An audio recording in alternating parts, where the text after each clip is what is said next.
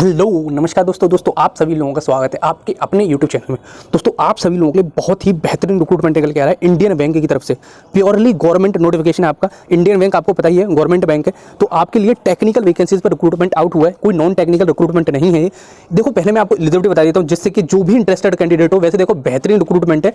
और अगर total vacancies की बात करूँ तो इसमें 300 प्लस आपकी वैकेंसीज होने वाली हैं, टेक्निकल में 200 प्लस आपकी वैकेंसीज हैं। ठीक है, तो पहले मैं आपको एलिजिबिलिटी बता देता हूँ, फिर उसके बाद में पूरा डिटेल में हम बात करेंगे कि किस बेसिस पर सिलेक्शन होने वाला है। देखो यार, अगर आपने बीई बीटेक कर रखी तो आप इसमें एलिजिबल हो।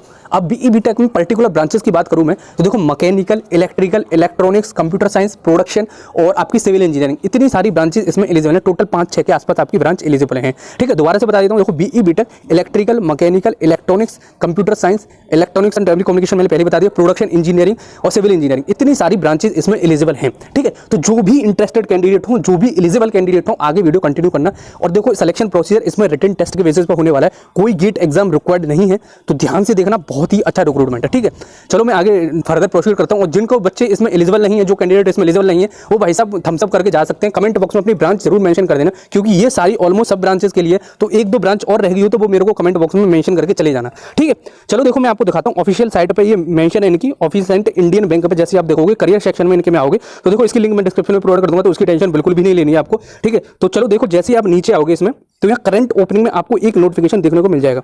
यहाँ पे रिक्रूटमेंट ऑफ स्पेशलिस्ट ऑफिसर, यहाँ जैसे आप इस पर क्लिक करोगे तो यहाँ आपको डिटेल्ड नोटिफिकेशन का एक ऑप्शन दिखाई देगा। तो डिटेल नोटिफिकेशन को जैसे ही आप क्लिक करोगे तो आपका एक नोटिफिकेशन डाउनलोड हो जाएगा। चलो मैं डाउनलोड करके दिखाता हूँ और आपको दिखाता हूँ उसमें क्या क्या मेंशन कर रखा है। ठीक है, तो ध्यान से पढ़ना और ध्यान से देखना। मैं सब वैसे आपको बता दूंगा, फ्रेशर्स के लिए है और कुछ एक्सपीरियंस वाले कैंडिडेट्स के लिए भी है, वो भी मैं आपको दिखाऊंगा। सैलरी आपको 1 लाख प्लस भी मिलने वाली है इसमें। ठीक है, चलो दिखाता हूं मैं आपको। दोस्तों आगे बढ़ने से पहले मैं आपको री लेवल के बारे में बता देता हूं। बहुत लोग यूपीएससी एग्जाम लिखते हैं क्योंकि सरकारी नौकरी में सिक्योरिटी है, ये बात हम सब पेरेंट्स से सुन चुके हैं, पर अच्छे जॉब सिर्फ सरकारी हों ये जरूरी नहीं है। What if I told you कि आपको अच्छा जॉब मिल सकता है ईजिली, चाहे आपने गैप लिया हो या फिर आपको फील्ड चेंज करना हो।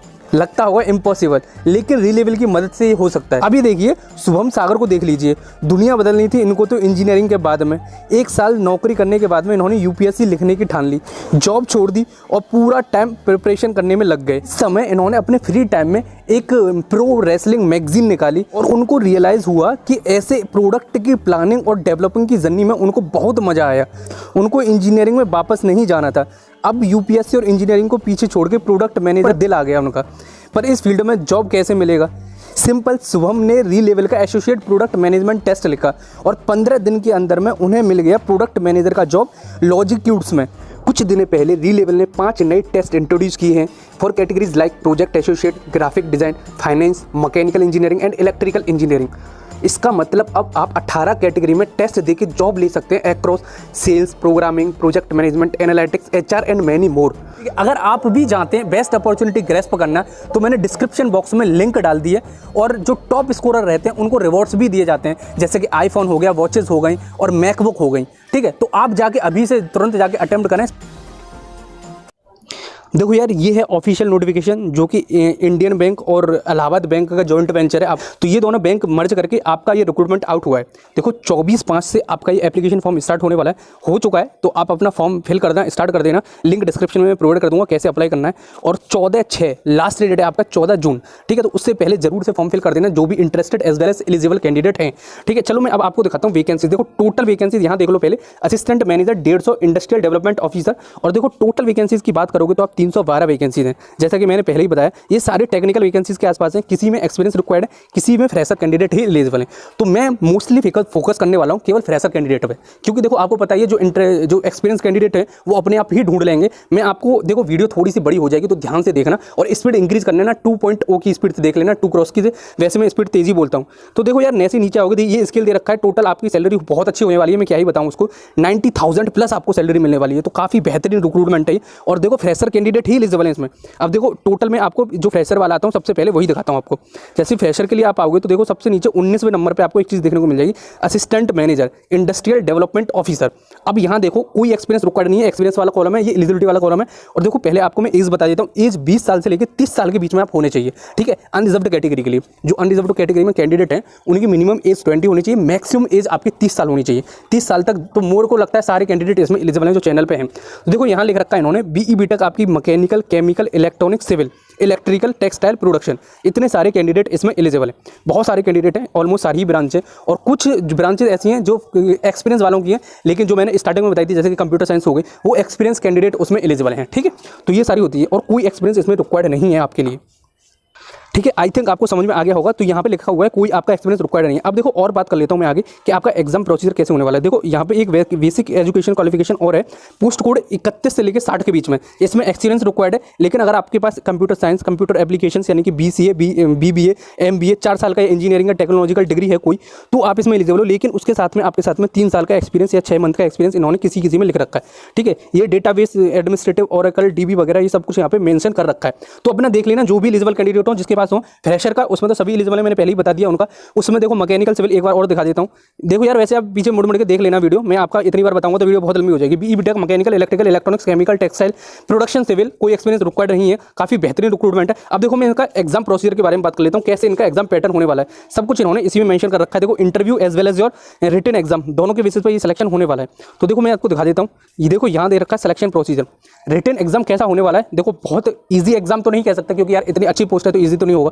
देखो 60 नंबर का जो भी आपकी रिस्पेक्टिव डोमेन है, ठीक है, रिस्पेक्टिव जो भी डोमेन है, प्रोफेशनल नॉलेज, वो 60 नंबर की आने वाली है। 20 नंबर की इंग्लिश पूछी जाएगी आप सभी लोगों से, 20 नंबर की आपकी general awareness with banking industry से रिलेटेड जो भी होगी, जैसे कि IMPS की फुल फॉर्म क्या होती है, ये तो मैं छोटा बेसिक सा बता रहा हूँ, लेकिन बहुत अच्छी इकोनॉमी से रिलेटेड आपको पूछी जाएगी। ठीक है, तो 20 नंबर की आपकी इकोनॉमी रिलेटेड होगी, 20 नंबर की इंग्लिश होगी, 60 नंबर का आपका जो भी रिस्पेक्टिव डोमेन है उस पर, और 2 घंटे का आपका पेपर होगा ये, और 1/4 आपकी नेगेटिव मार्किंग होगी, और अनअटेम्प्ट पर कोई भी मार्क्स नहीं कटेगा। और देखो यहाँ लिख रखा है नंबर ऑफ कैंडिडेट जो होंगे वो 3 टाइम्स बुलाए जाएंगे अनरिजर्व्ड कैटेगरी में, और 5 टाइम्स बुलाए जाएंगे आपकी रिजर्व्ड कैटेगरी में। ठीक है, यहाँ सब कुछ मेंशन कर रखा है इन्होंने। इंटरव्यू आपका 100 मार्क्स का होगा, उसमें मिनिमम क्वालिफाइंग मार्क्स जो होंगे आपके 40% होंगे, EWS और अनरिजर्व्ड कैटेगरी से बिलोंग करते हो आप तो, और 35% चाहिए जो अगर आप कोई रिजर्व्ड SC, ST और OBC से बिलोंग करते हो। वेटेज की बात करें तो कितना टेस्ट का और इंटरव्यू का होगा, देखो 80% मार्क्स आपके रिटन एग्जाम के ही होंगे, 20% मार्क्स आपके इंटरव्यू के बेसिस पर सिलेक्शन होगा। 80:20 का रेशियो है।